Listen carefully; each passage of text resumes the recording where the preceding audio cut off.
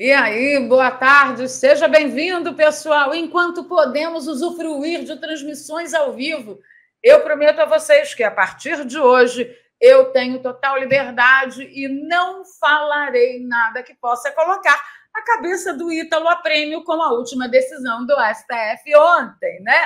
Sobre as declarações dos entrevistados. Então, aqui, como nós temos uma democracia relativa, pujante, aquela coisa toda maravilhosa, prometo a vocês que tomarei cuidado e sugiro que vocês nos comentários também tomem cuidado com os comentários, porque daqui a pouco sairá uma nova determinação da Suprema Corte dizendo que nós somos responsáveis pelos comentários também. Então, força na peruca, segura na cadeira, que hoje a coisa vai ser feia. E Flávio Dino está aí, né? Desesperado entre um gabinete e outro, passando a sacolinha, passando o pires, pedindo pinico, mas nós sabemos que isso se trata apenas de uma campanha eleitoral, como todas as outras. Vamos lá, Ítalo.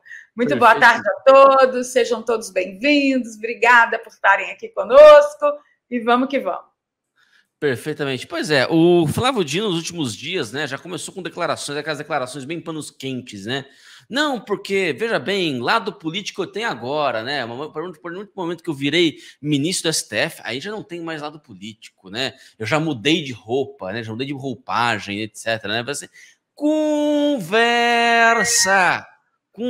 porque veja bem, você tem lado político, né? Ter lado político significa quais são os seus valores, tá? Quais são os seus valores? Ainda que o seu valor seja um mero pragmatismo pelo poder, né? Ainda que o seu valor seja um mero pragmatismo pelo poder, mas ainda assim, né? Então essa redução, veja bem, o entendimento do Flávio Dino, né, nessa frase é o seguinte: você pode entender da seguinte maneira: lado político é apenas pragmatismo pelo poder.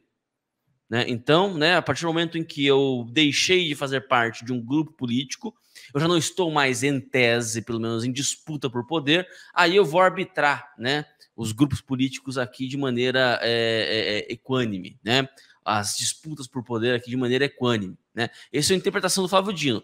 Mas isso já vem escondido o pressuposto, né, de que o valor dele na política é a mera luta por poder. Porque eu pergunto assim para o Flávio Dino, né? Beleza. Se vier aí uma decisão a respeito, né, sobre, sei lá, sobre privatização da Petrobras, né? Uma DPF, uma ação direta de inconstitucionalidade, a DPF não, ação direta de ação de descumprimento de princípio fundamental, a DPF, isso mesmo. Uma DPF, né? Dizendo que a privatização da Petrobras, que eu sei que ele é contra, né, fere os princípios, etc, etc. Como é que ele vai julgar? Não vai julgar segundo seus valores? Se daqui a pouco vier uma lei, por exemplo, uma PEC, que criminalize, que equipare comunismo e nazismo, ele que já se declarou comunista, ele não vai julgar segundo seus valores? Ele não vai julgar segundo seus valores? Então, esse é o problema, né? O problema é que são os valores do Flávio Dino são totalmente contrários àqueles, né, do Brasil profundo, por assim dizer. E, então assim, o Flávio Dino já tá com esse papo aí, né? Você fala assim, não, porque eu vou trocar de roupagem, né? Aqui quando eu virar ministro da STF é outra coisa, é outra história, e não sei o quê, né? Para tentar dar aquele, né, aquela tranquilizada, aquele pagode aí no ouvido, né? Mas tem uma galera que não tá caindo nessa, né? Veja você. Bancada evangélica não quer diálogo com Flávio Dino. Sabatina do ministro está marcada para acontecer em 13 de dezembro. Recorde, hein? Comparando que foi o André Mendonça que esperou 4 meses, né? Integrantes da Frente Parlamentar Evangélica, mais conhecida como Bancada Evangélica, não devem dialogar com o ministro da Justiça e Segurança Pública, Flávio Dino, indicado pelo presidente Lula como ministro do Supremo Tribunal Federal. A coluna do deputado federal Sóstenes Cavalcante, do PL do Rio de Janeiro, segundo vice-presidente da Câmara e ex-presidente da bancada, disse ser impossível dialogar com Dino e que o clima da FPE, né, da Frente Parlamentar Evangélica, é contrário à indicação do ministro. A indicação de Dino é um escárnio aos evangélicos do país, destacou Sóstenes, que continua sendo muito influente na bancada evangélica. É mais um ataque do Lula aos evangélicos, fecha aspas. Após a oficialização da indicação, é comum que os preteridos ao STF se encontrem com senadores e membros de bancadas influentes do Congresso Nacional. O ministro Cristiano Zanin, por exemplo, foi indicado por Lula neste ano. Se encontrou com Sóstenes e com outros membros da bancada antes de ser sabatinado. Contudo, o mesmo não deve ocorrer com Flávio Dino em relação à FPE, a bancada evangélica. Segundo como mostrou Oeste, o presidente da Comissão de Constituição e Justiça, Davi Alcolumbre, marcou para 13 de dezembro a sabatina do ministro. Se for aprovado, Flávio Dino segue para plenário. Alcolumbre ainda designou o senador maranhense o Everton Rocha como relator da indicação do ministro. Apesar do trabalho que o governo está fazendo em favor de Flávio Dino, ele não deve enfrentar um clima favorável durante a sabatina. A sessão da CCJ deve ser longa e marcada por embates com senadores da oposição. Enfim, né? Galera, um clima pior para o Flávio Dino do que tinha o Zanin, né? Eu volto a dizer o que estava lá, o que eu falei 2 dias atrás. Né? Eu não sei bater martelo sobre uma coisa ou outra. Pelo contrário, eu acho que a situação está em aberto. Na minha opinião, a situação está em aberto. Né? O que pode acontecer, o que pode não acontecer, aí, né, são outros 500. Mas para mim a situação está claramente em aberto. Qual que é a sua opinião a respeito, Valéria? E pode discordar de mim à vontade, viu? Contanto que abra o microfone. Isso. De preferência, abrir o microfone, né? Pelo menos para a gente começar aqui a discordar democraticamente, pujantemente, pelo menos abrir o microfone. Gente, olha, é realmente uma coisa que mexe muito comigo. Por quê? Porque nós somos a mídia. E a gente está vendo aí qual é o caminho que essa coisa está tomando. E com Flávio Dino, de acordo com todas as declarações que ele deu em relação à justiça que é embasada nas leis, né? Não é? A justiça não é embasada nas leis. Só se faz justiça quando você aplica a lei, ok? Certinho. E eu lembro muito bem dele dizendo para as Big Techs que acabou esse negócio de autorregulação. Quem regula agora somos nós. Pode acabar com essa palhaçada, com essa justificativa de que vocês já têm autorregulação. Não, agora é do meu jeito.